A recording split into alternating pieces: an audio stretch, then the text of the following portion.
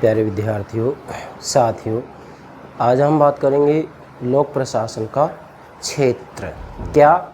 लोक प्रशासन का क्षेत्र। और लोक प्रशासन के क्षेत्र के संदर्भ में भाई विद्वानों में मतभेद है। क्या? सबसे पहले बात तो ये है कि आज जो परिवर्तन का दौर चल रहा है, इस परिवर्तन के दौर में लोक प्रशासन के अध्ययन के क्षेत्र को निश्चित करना बड़ा मुश्किल है। इसलिए विद्वानों में मतभेद है। किस बात को लेकर? कि लोक प्रशासन का क्षेत्र क्या है। और जो ये अध्ययन क्षेत्र के संबंध में मतभेद है, इस मतभेद के संदर्भ में ही लोक प्रशासन में 4 दृष्टिकोण मौजूद हैं, जो कि लोक प्रशासन के क्षेत्र के बारे में चर्चा करते हैं।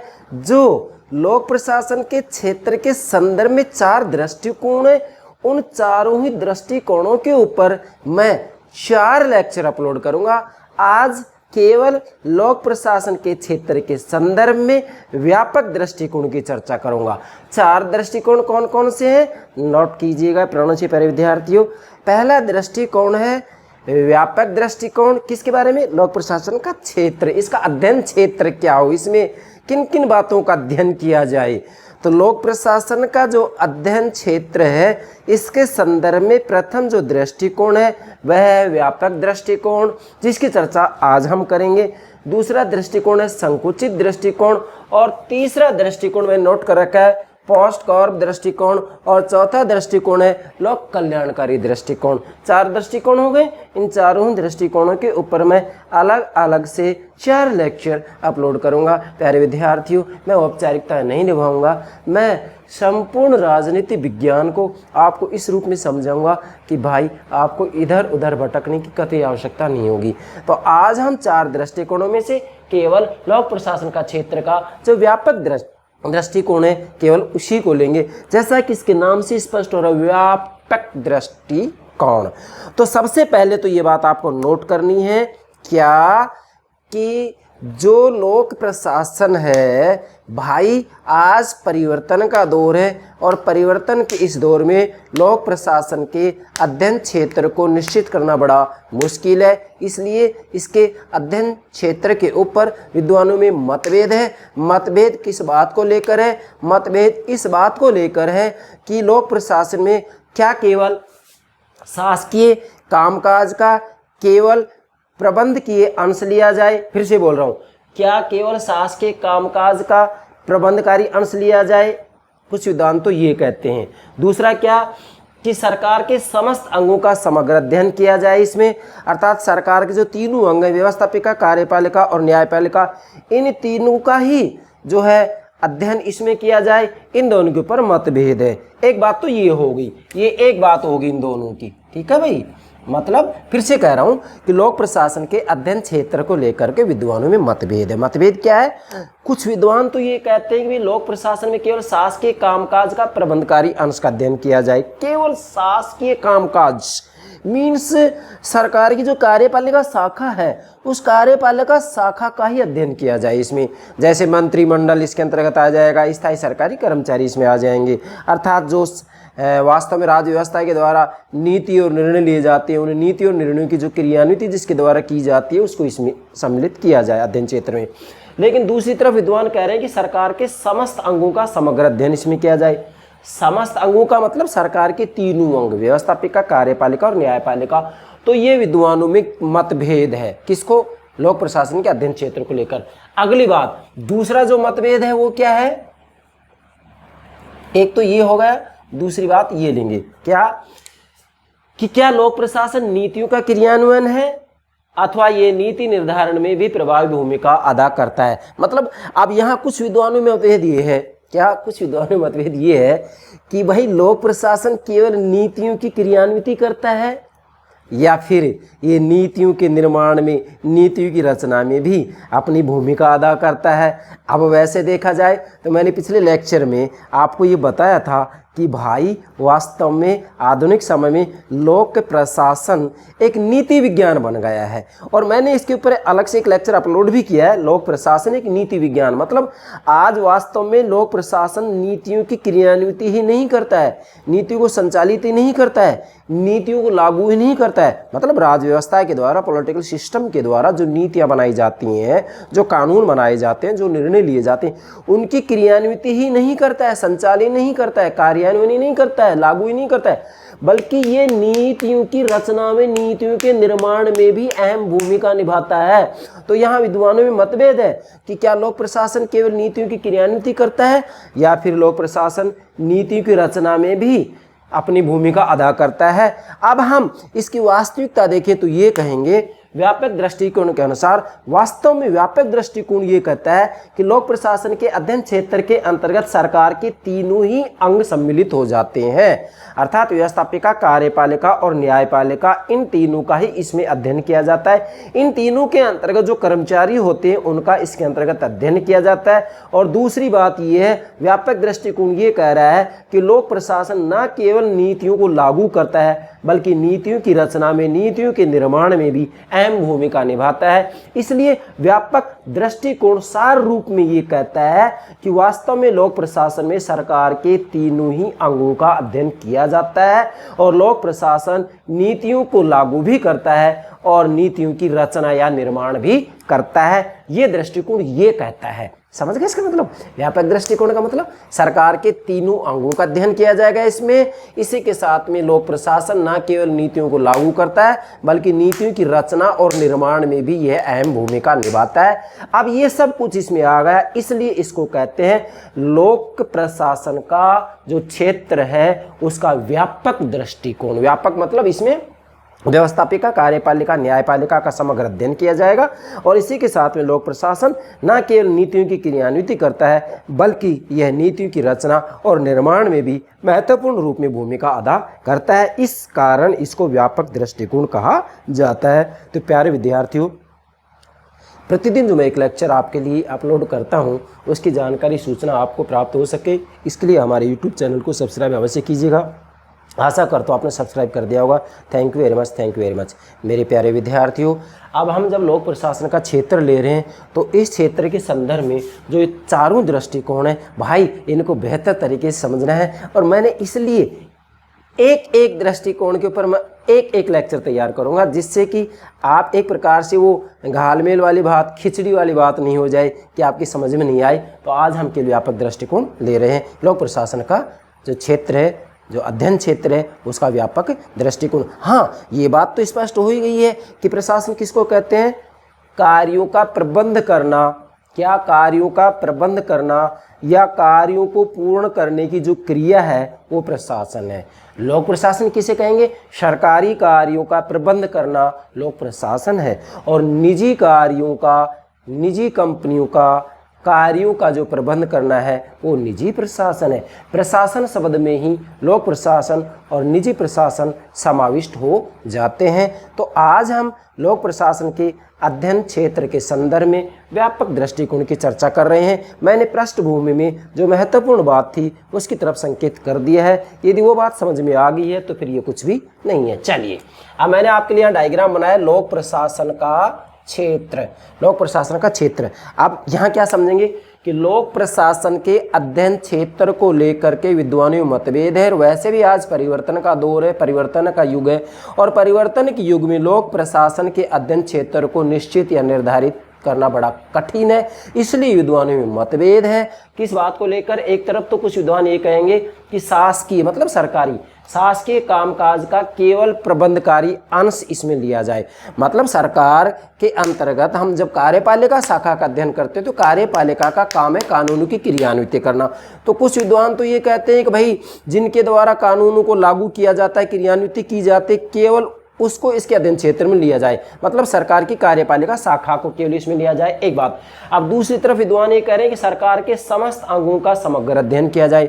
मतलब दूसरी तरफ विद्वान ये कह रहे हैं कि सरकार के समस्त अंग मतलब सरकार के तीनों अंग, यहाँ केवल कार्यपालिका शाखा की बात आ रही है, यहाँ पर व्यवस्थापिका, कार्यपालिका और न्यायपालिका तीनों के ही समग्र अध्ययन की बात की जा रही है। तो ये विद्वानों में मतभेद है इस बात को लेकर के। और दूसरी तरफ क्या मतभेद है, कुछ विद्वान कह रहे हैं कि क्या लोक प्रशासन नीतियों का क्रियान्वयन है अथवा ये नीति निर्धारण में भी प्रभावी भूमिका अदा करता है। मतलब यहाँ विद्वानों में इस बात लेकर के मतभेद है। क्या विद्वानों में इस बात को लेकर मतभेद है कि क्या लोक प्रशासन केवल नीतियों की क्रियान्विति करता है, अर्थात राज्य व्यवस्था के द्वारा जो कानून बनाए जाते हैं उन कानूनों की क्रियान्विति करता है ये, या फिर यह नीतियों के निर्धारण में भी, नीतियों की रचना में भी, नीति बनाने में भी अपनी भूमिका अदा करता है। तो सच्चाई देखी जाए तो व्यापक दृष्टिकोण तो ये कहेगा कि लोक प्रशासन नीतियों की क्रियान्विति भी करता है और नीतियों की रचना में भी महत्वपूर्ण भूमिका अदा करता है, दोनों बात स्वीकार करेगा। और यहाँ की बात आती है तो व्यापक दृष्टिकोण ये कहेगा कि सरकार के समग्र अंगों का इसमें अध्ययन किया जाएगा। क्या? सरकार के समस्त अंगों का समग्र अध्ययन किया जाएगा। मतलब सरकार के तीनों अंग, व्यवस्थापिका, कार्यपालिका और न्यायपालिका का इसके अंतर्गत अध्ययन किया जाएगा। इसलिए व्यापक दृष्टिकोण ये कहेगा कि लोक प्रशासन के अध्ययन क्षेत्र के अंतर्गत सरकार के तीनों ही अंग, व्यवस्थापिका, कार्यपालिका और न्यायपालिका को इसमें शामिल किया जाएगा। और इसी के साथ में लोक प्रशासन न केवल नीतियों की क्रियान्विति करता है बल्कि इसके साथ में नीतियों की रचना और नीति बनाने में, नीतियों के निर्माण में भी यह महत्वपूर्ण रूप में भूमिका अदा करता है। इसलिए इसे व्यापक दृष्टिकोण की संज्ञा दी जाती है। मैं आशा करता हूं इससे सारी बातें स्पष्ट हो गई होंगी। अब आगे बढ़ते हैं। प्यारे विद्यार्थियों, यदि आप केवल ये बात ही समझ जाते हैं, मैं दावे के साथ कहता हूं एग्जाम में किसी भी रूप में आपसे प्रश्न पूछा जाए आपका आंसर गलत नहीं हो सकता, मुझे पूरा विश्वास है।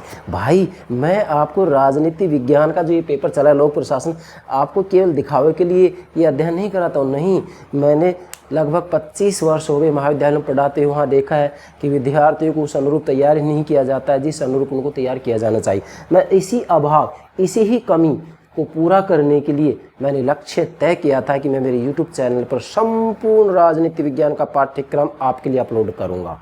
ये आपको ध्यान में रखना है, जिससे कि आपको इधर उधर भटकने की कतई आवश्यकता नहीं होगी। हमें वाहवाही, दिखावा ये पसंद नहीं है। हमें तो एक ही बात पसंद है कि अपने प्यारे विद्यार्थियों को राजनीति विज्ञान ठीक से समझा सकें। चलिए अब देखो, लोक प्रशासन का जो क्षेत्र है, लोक प्रशासन का जो अध्ययन क्षेत्र है, अध्ययन क्षेत्र के संदर्भ में 4 दृष्टिकोण मौजूद है, आज प्रचलित है। नोट कीजिएगा, लोक प्रशासन के क्षेत्र के संदर्भ में 4 दृष्टिकोण प्रचलित है। प्रथम व्यापक दृष्टिकोण, दूसरा संकुचित दृष्टिकोण, तीसरा पोस्ट कॉर्प दृष्टिकोण, चौथा लोक कल्याणकारी दृष्टिकोण। आज हम केवल व्यापक दृष्टिकोण की चर्चा कर रहे हैं, जिसके बारे में मैंने यहाँ आपको समझा दिया है। अब देखते हैं यहाँ पर नंबर 1, मतलब केवल व्यापक दृष्टिकोण लेंगे तो नोट करेंगे लोक प्रशासन के अध्ययन क्षेत्र का व्यापक दृष्टिकोण। नोट करें, लोक प्रशासन के अध्ययन क्षेत्र का व्यापक दृष्टिकोण, केवल एक दृष्टिकोण ले रहे हैं हम। अब इसमें महत्वपूर्ण बातें क्या है कि व्यापक दृष्टिकोण से संबंधित जो विद्वान है वो है LD. White, marks, Willoughby, Negro, इससे संबंधित विद्वान है। नोट करें, क्या? विलोबी, निग्रो, इससे संबंधित विद्वान है। महत्वपूर्ण कौन है? एल.डी. व्हाइट, मार्क्स, विलोबी और निग्रो, ये 4 विद्वान इससे संबंधित है। आपसे एग्जाम में किसी भी प्रश्न पूछा जा सकता है। अगली बात, इस दृष्टिकोण मतलब लोक प्रशासन के अध्ययन क्षेत्र का व्यापक दृष्टिकोण। इस दृष्टिकोण के अनुसार लोक प्रशासन सरकार के तीनों अंगों से संबंधित है, जिसकी चर्चा मैंने यहाँ पर कर भी दी थी। मतलब जो लोक प्रशासन के अध्ययन क्षेत्र का व्यापक दृष्टिकोण है वो ये कहता है क्या कि सरकार के तीनों अंगों से संबंधित है। ये कौन? लोक प्रशासन सरकार के तीनों अंगों से संबंधित है। अर्थात यहाँ वास्तव में सरकार की कार्यपालिका शाखा की चर्चा नहीं की जाएगी, बल्कि सरकार के तीनों ही अंग, व्यवस्थापिका, कार्यपालिका और न्यायपालिका, इन तीनों से संबंधित है। इसलिए इसको व्यापक दृष्टिकोण कहा जाता है। सरकार के तीनों अंग मतलब व्यवस्थापिका, कार्यपालिका और न्यायपालिका, इन तीनों का ही अध्ययन इसमें किया जाता है। अगली बात, इसके अनुसार, किसके अनुसार? व्यापक दृष्टिकोण के अनुसार। इसके अनुसार लोक प्रशासन के क्षेत्र में वे सभी क्रियाकलाप सम्मिलित हैं जिनका प्रयोजन लोक नीति को पूरा करने या क्रियान्वित करना होता है। आप देखिएगा, बहुत महत्वपूर्ण बात है। इसके अनुसार मतलब लोक प्रशासन का जो अध्ययन क्षेत्र का व्यापक दृष्टिकोण है, व्यापक दृष्टिकोण नाम से स्पष्ट और व्यापक, इसमें सब कुछ सम्मिलित हो जाएगा। इसके अनुसार मतलब व्यापक दृष्टिकोण के अनुसार लोक प्रशासन के क्षेत्र में, ये लोक प्रशासन के क्षेत्र की चर्चा कर रहे हैं, क्षेत्र में वे सभी क्रियाकलाप सम्मिलित हैं जिनका प्रयोजन लोक नीति को पूरा करना, मतलब जो लोक नीति है, जन नीति है, सरकारी नीति है, सार्वजनिक नीति है, लोक नीति को पूरा करना या क्रियान्वित करना होता है। मतलब लोक नीति को पूरा करना और क्रियान्वित करने से संबंधित जो भी क्रियाकलाप है वो सब लोक प्रशासन के अध्ययन क्षेत्र के अंतर्गत आएगा। हो गई व्यापक बात। चलिए अगली बात आ रही है एल.डी. व्हाइट। एल.डी. व्हाइट क्या कह रहे हैं कि लोक प्रशासन में वे सभी कार्य आते हैं, आप ध्यान देंगे यहाँ, लोक प्रशासन में वे सभी कार्य आते, इसलिए तो इसको व्यापक आ गया, वे सभी कार्य आते हैं जिनका उद्देश्य सार्वजनिक नीति या लोक नीति या सरकारी नीति, सार्वजनिक नीति को पूरा करना अथवा लागू करना होता है। मतलब एल.डी. व्हाइट भी यही कह रहे हैं कि लोक प्रशासन में वे सभी कार्य, वे सभी क्रियाकलाप आते हैं जिनका उद्देश्य, उन क्रियाकलापों का, कार्यों का उद्देश्य सार्वजनिक नीति को, सरकारी नीति को, जन नीति को पूरा करना अथवा लागू करना होता है। वो सारे कार्य, सारे क्रियाकलाप लोक प्रशासन में आते हैं, इसलिए व्यापक दृष्टिकोण है।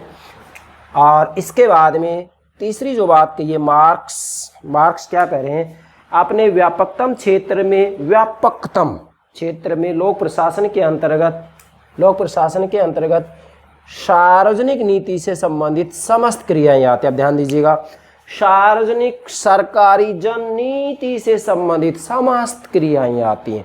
मतलब सार्वजनिक जीवन से संबंधित जो भी कार्य, क्रियाकलाप किए जाते हैं वो सब लोक प्रशासन में आते हैं। अतः यहाँ ये कहा जा सकता है कि लोक प्रशासन के अध्ययन क्षेत्र में आज व्यक्ति के जन्म से लेकर मृत्यु तक की सारी क्रियाएं सम्मिलित हो जाती हैं। वैसे भी आज का जो राज्य है वह लोक कल्याणकारी राज्य है, और लोक कल्याणकारी राज्य है तो ऐसे में राज्य के कार्य की संख्या बढ़ जाती है, और राज्य के कार्य की संख्या बढ़ जाती है तो लोक प्रशासन का कार्य क्षेत्र, अध्ययन क्षेत्र भी स्वतः ही बढ़ जाता है। इसलिए व्यक्ति के जन्म से लेकर मृत्यु तक के समस्त क्रियाकलाप लोक प्रशासन के अंतर्गत आ जाते हैं। इसलिए व्यापक दृष्टिकोण की जो बात है वो सत्य है कि इसके अंतर्गत सरकार के तीनों अंग, व्यवस्थापिका, कार्यपालिका और न्यायपालिका का समग्र अध्ययन किया जाता है। और लोक प्रशासन न केवल नीतियों को लागू करता है बल्कि नीतियों की रचना और निर्माण में भी अहम भूमिका अदा करता है, इसलिए इसको व्यापक दृष्टिकोण की संज्ञा दी जाती है। क्लियर। चलिए आगे बढ़ते हैं। अब अगली परिभाषा जो दी है वो निग्रो की है। निग्रो कह रहे हैं कि लोक प्रशासन में अन्य सभी पक्षों के अलावा लोक प्रशासन तथा राजनीतिक व सामाजिक प्रणाली के आपसी संबंध को भी सम्मिलित किया गया है। अब ध्यान दीजिएगा, यहाँ लोक प्रशासन में अन्य सभी पक्ष, मतलब नीति की रचना, नीति का निर्माण, सरकार के तीनों अंग, ये सब आ गए। अन्य सभी पक्षों के अलावा लोक प्रशासन तथा राजनीतिक व सामाजिक प्रणाली के, पॉलिटिकल सिस्टम, सोशल सिस्टम, राजनीतिक व सामाजिक प्रणाली के आपसी संबंध को भी सम्मिलित किया गया है। मतलब इसके अंतर्गत पॉलिटिकल सिस्टम और सोशल सिस्टम, राजनीतिक व्यवस्था और सामाजिक व्यवस्था के आपसी संबंधों को भी सम्मिलित किया गया है। निग्रो कह रहे हैं ये बात। इसलिए लोक प्रशासन का जो अध्ययन क्षेत्र है बड़ा व्यापक है, बड़ा विशाल है। ठीक है भाई। अब इसके अंतर्गत यहाँ नोट करेंगे, जो ये निग्रो है, निग्रो ने लोक प्रशासन की व्याख्या इस प्रकार की है कि भी लोक प्रशासन में क्या क्या सम्मिलित किया जाएगा। इसको मैंने थोड़ा व्यापक रूप में लिया 4 बिंदुओं के माध्यम से। निग्रो ने लोक प्रशासन की व्याख्या इस प्रकार की है, अर्थात निग्रो का कहना है कि लोक प्रशासन का जो अध्ययन क्षेत्र है उसमें ये बातें सम्मिलित होंगी। 4 बातें। कौन कौन सी? नंबर 1, लोक प्रशासन लोक समाज में सहयोगी एवं सामूहिक प्रयास है। ध्यान दीजिएगा, लोक प्रशासन लोक समाज में सहयोगी एवं सामूहिक प्रयास है। एक तो ये बात आएगी। दूसरा, लोक प्रशासन में सरकार की तीनों अंगों के संबंध आते हैं। लोक प्रशासन में सरकार के तीनों अंगों के संबंध आते हैं। अब ध्यान दीजिएगा, लोक प्रशासन में सरकार के तीनों अंगों के संबंध आते हैं। मतलब लोक प्रशासन के अध्ययन क्षेत्र में व्यवस्थापिका, कार्यपालिका और न्यायपालिका के आपसी संबंधों का अध्ययन भी इसके अंतर्गत आ जाता है। इसी कारण ये व्यापक दृष्टिकोण कहलाता है। अगर हम वास्तव में संकुचित दृष्टिकोण की बात करेंगे तो इसमें केवल सरकार की कार्यपालिका शाखा को सम्मिलित किया जाएगा। तीसरा है, लोक प्रशासन लोक नीति की रचना एवं राजनीतिक प्रक्रिया का अंग है। ध्यान दीजिएगा, लोक प्रशासन लोक नीति की रचना, मतलब लोक नीति की रचना या नीतियों का निर्माण, नीति का निर्माण में लोक प्रशासन की आज अहम भूमिका है, महत्वपूर्ण भूमिका है। तो लोक प्रशासन लोक नीति की रचना एवं राजनीतिक प्रक्रिया का भी अंग है। राजनीतिक प्रक्रिया का अंग कैसे है ये, इधर देखिएगा। जैसे ये पॉलिटिकल सिस्टम हो गया, पॉलिटिकल सिस्टम मतलब राज्य व्यवस्था। अब राज्य व्यवस्था के द्वारा जो नीति और निर्णय बनाए जाएंगे, जो नीति और निर्णय लिए जाएंगे, तो यहाँ पर पॉलिटिकल सिस्टम के अंतर्गत व्यवस्थापिका, कार्यपालिका और न्यायपालिका सरकार के तीनों अंग होते हैं। यहाँ तक कि राजनीतिक दल और दबाव समूह का भी योगदान होता है नीतियाँ बनाने में।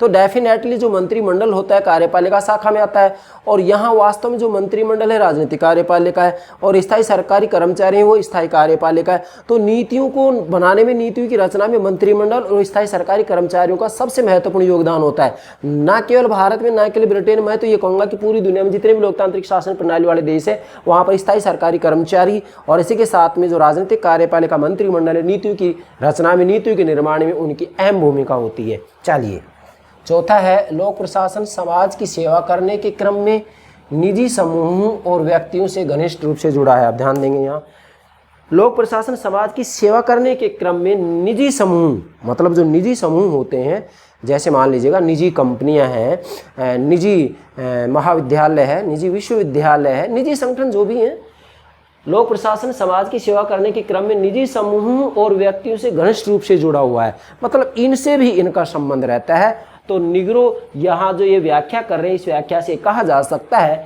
कि लोक प्रशासन का जो अध्ययन क्षेत्र वो बड़ा व्यापक है, बड़ा विशाल है, बड़ा विस्तृत है। क्लियर? इसके बाद में अगली बात लेते हैं हम, नीति निर्धारण आज के लोक प्रशासन का अभिन्न अंग है। अब ध्यान देंगे, यहाँ सार रूप में हम ये कहेंगे कि नीति निर्धारण आज के लोक प्रशासन का अभिन्न अंग है। मतलब नीतियों की क्रियान्वित ही नहीं करता है लोक प्रशासन की भाई नीतियों को लागू करना, चूंकि वैसे कहा जाता है तो यही कहा जाएगा कि भाई व्यवस्थापिका कानून बनाती है, कार्यपालिका कानूनों को लागू करती है, न्यायपालिका न्यायिक निर्णय लेती है।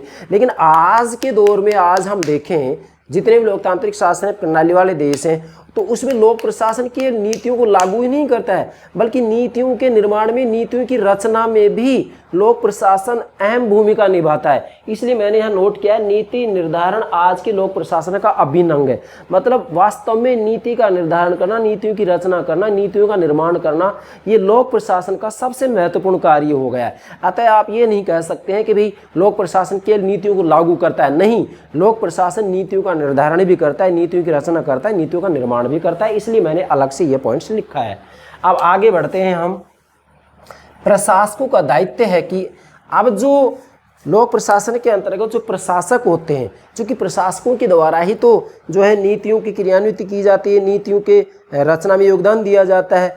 तो प्रशासकों का दायित्व है कि क्या, कि एक तो मंत्रियों को सलाह दें। मतलब जो प्रशासक होते हैं, चूंकि मंत्रिमंडल वास्तव में नीतियां बनाने में सबसे महत्वपूर्ण भूमिका अदा करता है, और जो मंत्री होते हैं वो विशेषज्ञ नहीं होते हैं, विषय विशेषज्ञ नहीं होते हैं।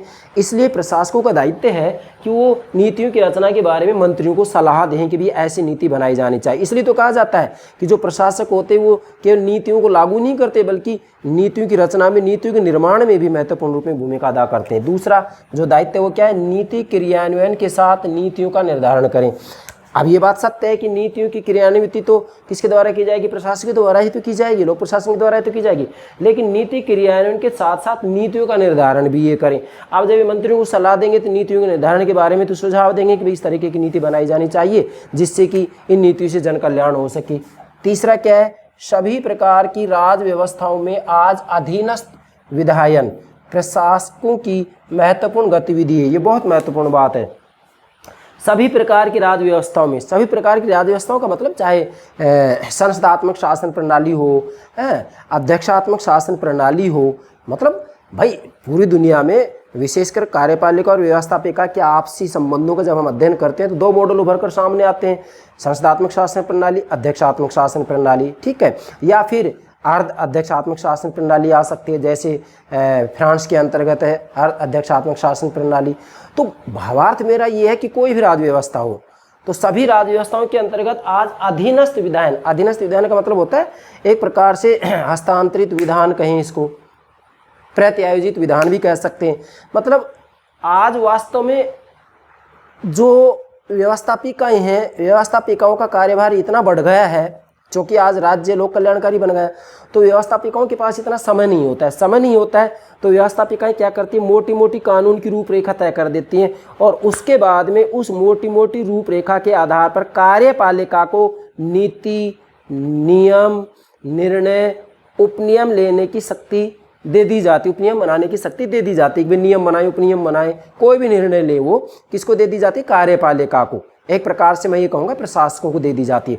तो व्यवस्थापिका के द्वारा कार्यपालिका को कुछ क्षेत्रों में नियम और उपनियम बनाने की जो शक्ति हस्तांतरित की जाती है, वह हस्तांतरित शक्ति ही हस्तांतरित विधान या प्रत्यायोजित विधान या प्रदत्त व्यवस्थापन या अधीनस्थ विधायन कहलाता है।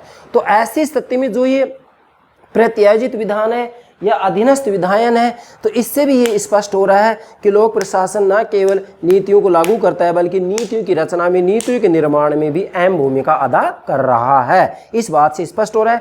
बाकी मैं हस्तांतरित विधान, प्रत्यायोजित विधान, क्या प्रत्यायोजित विधान, हस्तांतरित विधान या प्रदत्त व्यवस्थापन, इसके ऊपर अलग से एक लेक्चर अपलोड करूंगा इसी पेपर में, लोक प्रशासन में ही। ठीक है भाई। तो फिर से बोल रहा हूँ, सभी प्रकार की राज्य व्यवस्थाओं में आज अधीनस्थ विधायन प्रशासकों की महत्वपूर्ण गतिविधि है। मतलब आज प्रशासक वास्तविक रूप में स्वयं जो व्यवस्थापिकाएं हैं, संसदें हैं, विधानमंडल हैं, उनके द्वारा कार्यपालिका को, प्रशासकों को कुछ क्षेत्रों में नियम और उपनियम बनाने की शक्ति दे दी जाती है कि भाई आप इन क्षेत्रों में अपने विवेक से निर्णय ले लीजिएगा। अब वो विवेक से निर्णय ले रहे, तो इसका मतलब नीतियों की रचना कर रहे हैं वो, और नीतियों की रचना कर रहे हैं तो हम कह सकते हैं, क्या कह सकते हैं कि लोक प्रशासन न केवल नीतियों की लागू करता है, न केवल नीतियों की क्रियान्वित करता है, बल्कि नीतियों की रचना, नीतियों का निर्माण भी लोक प्रशासन के द्वारा किया जाता है। इसलिए लोक प्रशासन के अध्ययन क्षेत्र के बारे में आप कह सकते हैं व्यापक दृष्टिकोण के अनुसार कि लोक प्रशासन के अध्ययन क्षेत्र में सरकार के 3 अंगों का अध्ययन आता है, व्यवस्थापिका, कार्यपालिका, न्यायपालिका। और इसके साथ में लोक प्रशासन के अध्ययन क्षेत्र के अंतर्गत वास्तविक रूप में लोक प्रशासन न केवल नीतियों की क्रियान्वित करता है, न केवल नीतियों को लागू करता है, बल्कि नीतियों को लागू करने के साथ साथ नीतियों की रचना और नीतियों के निर्माण में भी अहम महत्वपूर्ण भूमिका अदा करता है। यही है लोक प्रशासन के अध्ययन क्षेत्र का व्यापक दृष्टिकोण। और अंत में मैंने लिखा है, आज नीति और प्रशासन अलग अलग नहीं है। क्या मतलब हुआ? आधुनिक समय में हम देखते हैं तो वास्तव में नीति और प्रशासन अलग अलग नहीं है। क्यों नहीं है अलग अलग? क्योंकि आज जो प्रशासक हैं वो प्रशासक केवल नीतियों की क्रियान्वित ही नहीं करते हैं, बल्कि जो प्रशासक हैं वो अधीनस्थ विधायन के तहत, हस्तांतरित विधान के तहत, प्रत्यायोजित विधान के तहत नीतियां बनाने लग गए हैं, नीतियों की रचना में भूमिका निभा रहे हैं, नीतियों के निर्माण में भी अहम भूमिका निभा रहे हैं। इसलिए आज के दौर में नीति और प्रशासन अलग अलग नहीं है, नीति और प्रशासन ये एक दूसरे में घुल मिलते जा रहे हैं। क्यों? क्योंकि स्वयं व्यवस्थापिकाएं कार्यपालिकाओं को, प्रशासकों को, स्थायी सरकारी कर्मचारियों को कुछ क्षेत्रों में नियम उपनियम बनाने की शक्ति हस्तांतरित कर रही हैं। इसलिए जो लोक प्रशासन है, जो प्रशासक है, वो नीतियों की क्रियान्वित तो करते ही करते हैं, मगर इसके साथ में नीतियों की रचना और निर्माण में भी महत्वपूर्ण रूप में भूमिका अदा करते हैं। अतः आप कह सकते हैं कि आज नीति और प्रशासन वास्तव में ये दोनों एक दूसरे से अलग अलग नहीं है, बल्कि नीति और प्रशासन एक दूसरे में घुल मिल गए हैं। यही है लोक प्रशासन के अध्ययन क्षेत्र का व्यापक दृष्टिकोण। मुझे पूरा विश्वास है मेरे प्राणों से प्यारे विद्यार्थियों, आप लोक प्रशासन के अध्ययन क्षेत्र का व्यापक दृष्टिकोण ठीक से समझ गए होंगे। जो मूल संकेत है मैंने इसके अंतर्गत 3-4 बार आपको दे दिया है। मुझे पूरा विश्वास है आप इसको ठीक से समझ गए होंगे। Yes, okay, thank you very much.